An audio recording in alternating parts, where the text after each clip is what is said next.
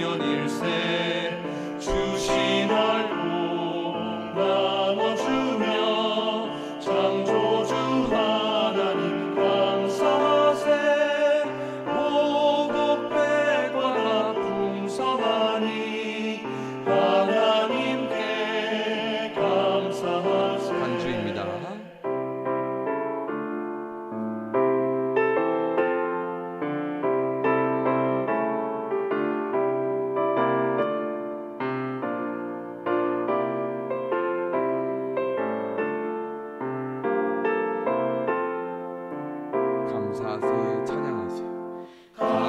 감사하세 찬양하세. 은혜 받은 자녀들아 하나님이 우리에게 풍성히 먹으라 복 주셨네. 권아들이 알고 감고 창조주 하나님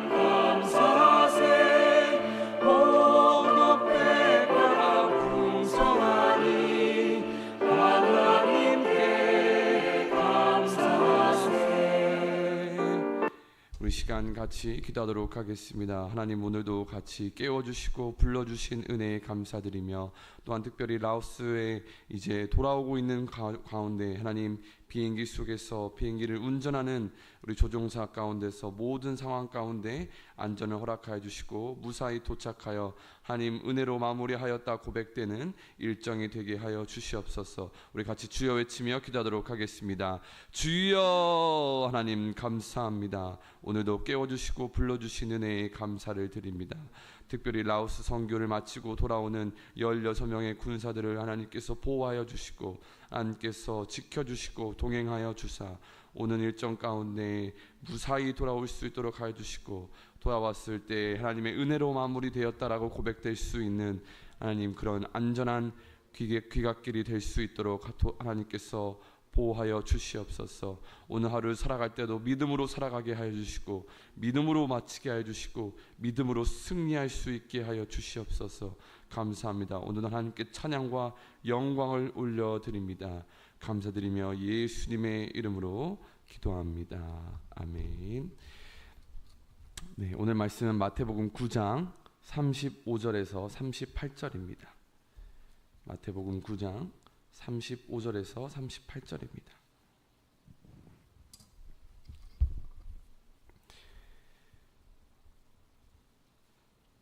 35에서 38절을 우리 한 목소리로 같이 읽도록 하겠습니다. 마태복음 9장 35절에서 38절 우리 한 목소리로 읽겠습니다. 예수께서 모든 도시와 마을에 두루 다니사 그들의 회당에서 가르치시며 천국 복음을 전파하시며 모든 병과 모든 약한 것을 고치시니라. 무리를 보시고 불쌍히 여기시니 이는 그들이 목자 없는 양과 같이 고생하며 기진함이라.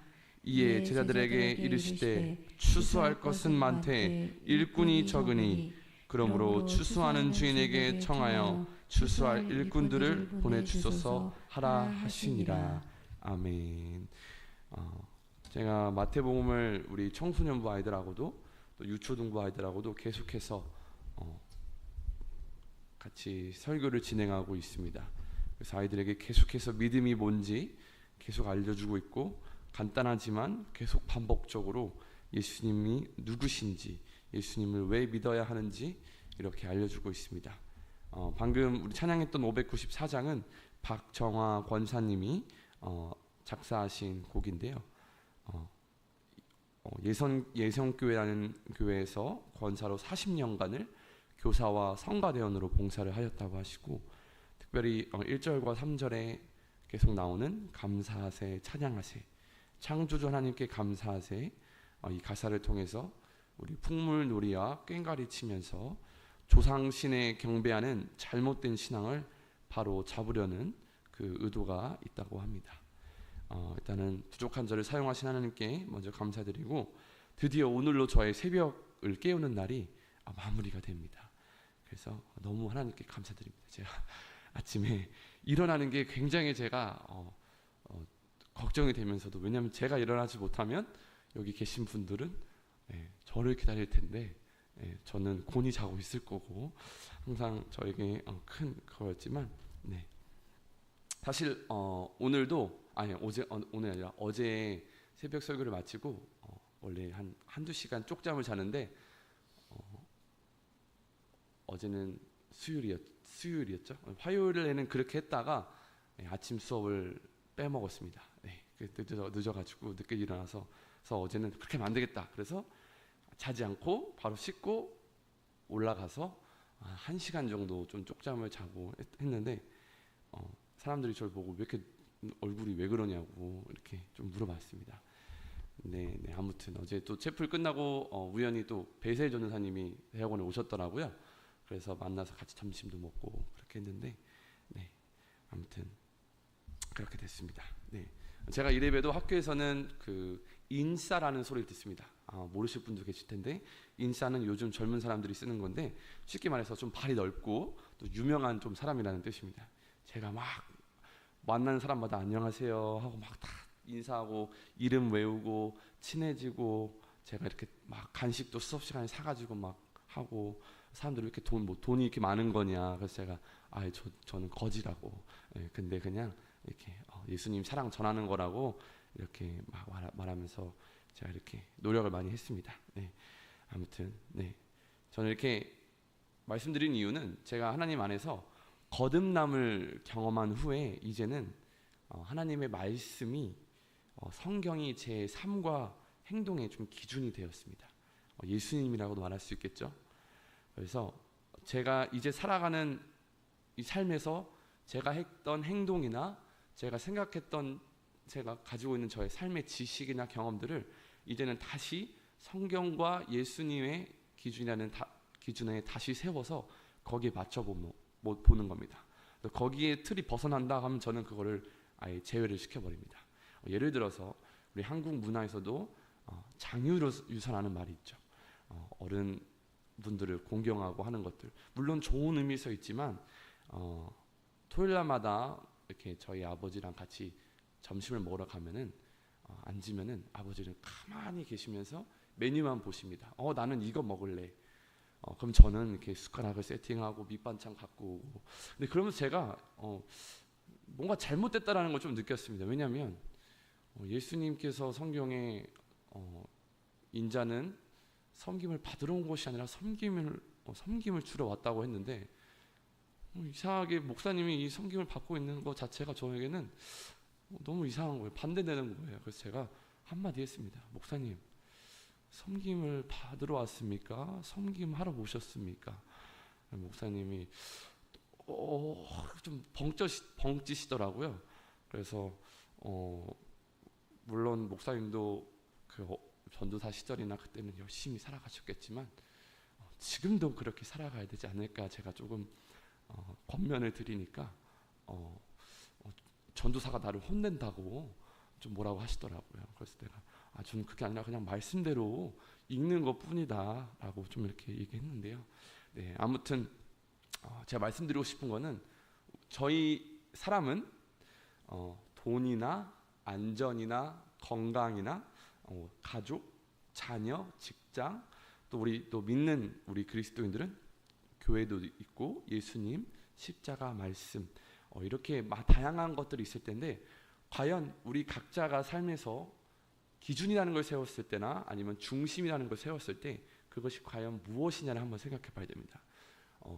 아마 하나님을 믿지 않는 사람들은 행복이라는 것에 아마 중심을 두고 살 것입니다. 그래서 돈을 벌면 좀 행복하고 그다음에 또 가족이 있어야 행복하고 또 자녀가 잘 돼야 행복하고 근데 저는 예수님을 중심으로 이제 두기 시작을 했습니다.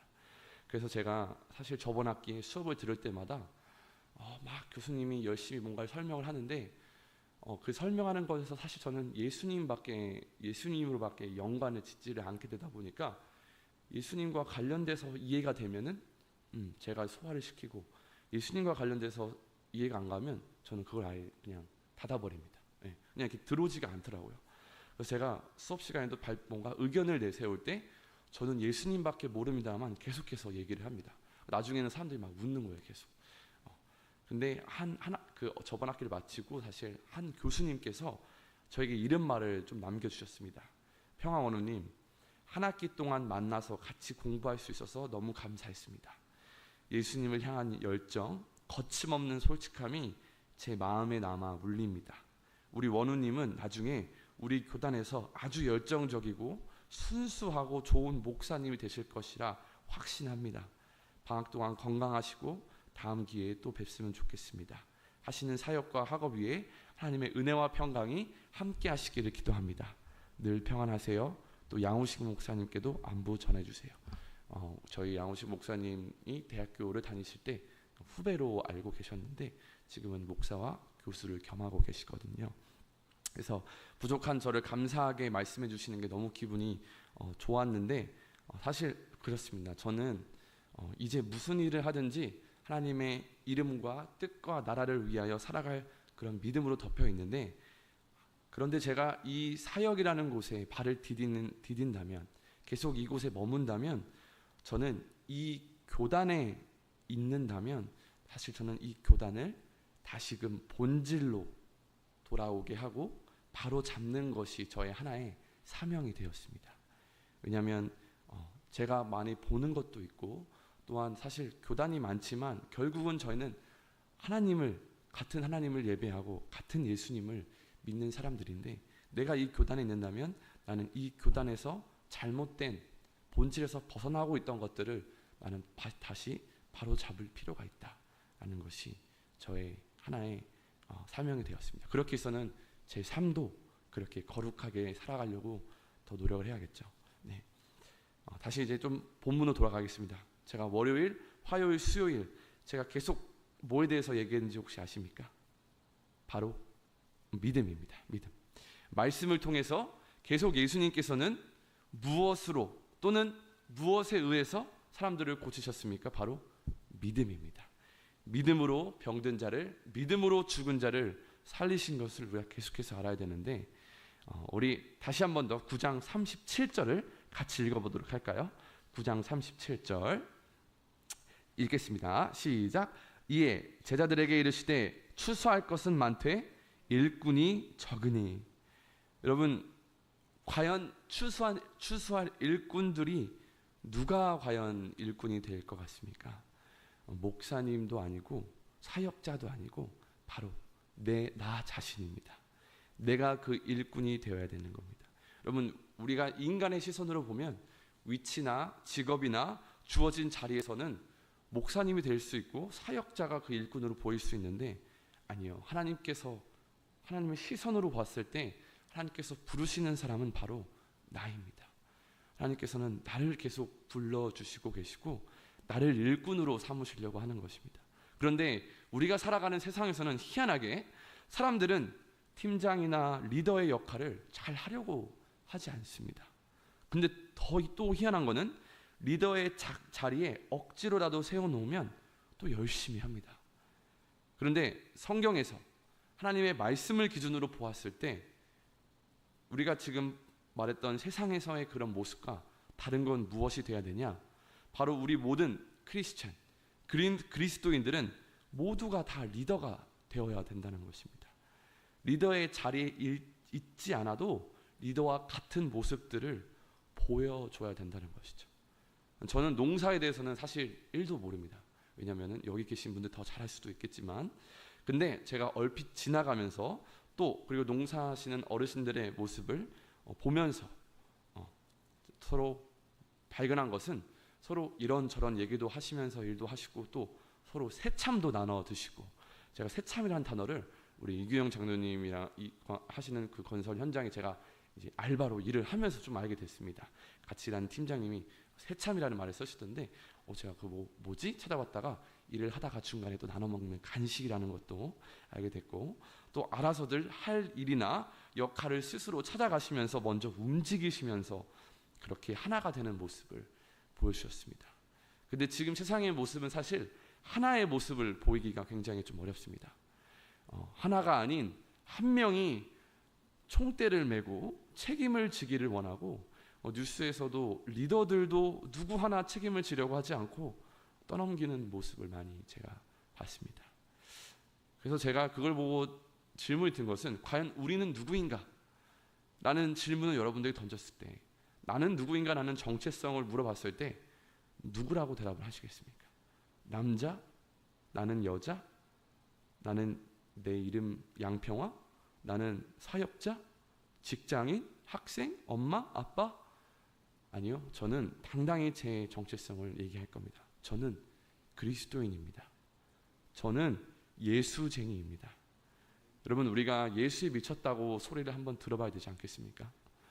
그게 바로 제일 먼저 저의 첫 번째 정체성입니다. 그래서 하나님은 이제 저에게 전부가 되었습니다. 그렇다면 하나님은 여러분에게 무엇입니까? 라는 질문을 던져봐야 됩니다. 그냥 필요하거나 어려울 때 기도하는 존재입니까? 아니면 내가 의지하지 않으면 나에게 불행이나 어려움을 가져다 줄 존재입니까? 아니면 여러분의 전부입니까?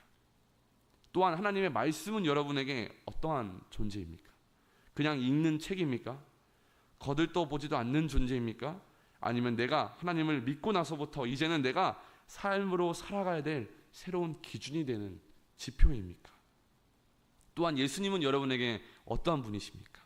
단순히 십자가에 나의 죄를 사하여 주신 하나님의 아들입니까? 아니면 이제는 그것을 넘어서 그 예수님을 내 삶의 모든 일정과 순서와 모든 삶의 모든 것에 집어넣어야 할 중심이 되고, 또 그 예수님을 목소리 높여서 전하고 고민을 다해 어떻게든 많은 사람들에게 전해야 되는 존재입니까?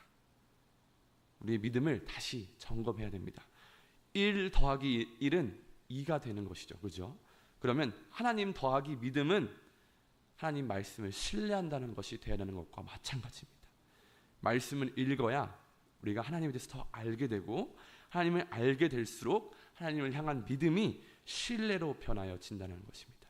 이제 수업을 하다 보면 유명한 신학자들, 철학자들을 배우게 됩니다. 그런데 한 유명한 토마스 아퀴나스라는 신학자이자 철학자가, 그런 분들은 사실 이 성경을 밥 먹듯이 아시는 분이라 토시 하나 안 틀리고 다 머릿속에 지닌 분들입니다. 근데 그분이 그런 말을 합니다. 나는 하나님을 알기 위해서 하나님을 믿는다. 굉장히 좀 이상한 말이죠. 저희는 알아야 하나님을 믿고, 하나님을 믿는다는 것은 하나님을 안다는 것인데 알아야 믿는 것인데 하나님을 알기 위해서 믿는다니. 그렇죠. 어떻게 보면 여러분, 우리는 하나님을 아는 것 같지만 하나님을 다 안다라고 말을 할 수는 없죠. 우리가 성경을 다 읽어도 하나님을 모르는데 우리가 하나님을 계속해서 알아가야 될 필요가 있다는 거죠. 그래야 알면 알수록 하나님에 대한 믿음이 더욱더 신뢰로 변해진다는 겁니다. 그런데 계속해서 저는 말하는 것은 우리는 인간의 시선으로 자꾸 본다고 하는 거죠. 눈으로 보아야만, 또 내가 직접적으로 경험해야지만 자꾸 믿으려고 합니다. 그래서 요한복음 20장 29절에 예수님께서는 우리 의심하는 도마에게 이렇게 말씀하시죠. 너는 나를 본고로 믿느냐? 보지 못하고 믿는 자들은 복되도다. 무조건적인 어떠한 성령적인 체험이 있어야지만 가능한 것도 아닙니다. 말씀을 읽고 그대로 믿으면 되는 겁니다. 여러분, 하나님은 항상 좋은 것을 주십니다. 그런데 제가 하나님께서는 항상 또 좋은 것만 주십니까? 라고 물어보면 그렇지 않다라고 말씀하시는 분들도 계십니다. 그런데 저는 당당히 말합니다. 하나님은 항상 좋은 것만 주십니다. 그런데 왜 우리는 항상 좋은 것만 주신다고 하지 않느냐? 본질로 돌아가면 우리의 믿음이 적기 때문이죠. 우리의 믿음이 적기 때문에 하나님은 우리에게 고난도 주시고 시련도 주십니다라고 말을 합니다. 하지만 우리가 믿음을 크게 신뢰로 바라보면 그것도 결국 우리에게 좋은 것으로 돌아온다는 것을 우리가 믿어 의심치 않다는 것이죠. 우리 같이 마태복음 7장으로 한번 돌아가 볼까요? 마태복음 7장의 11절을 같이 읽도록 하겠습니다.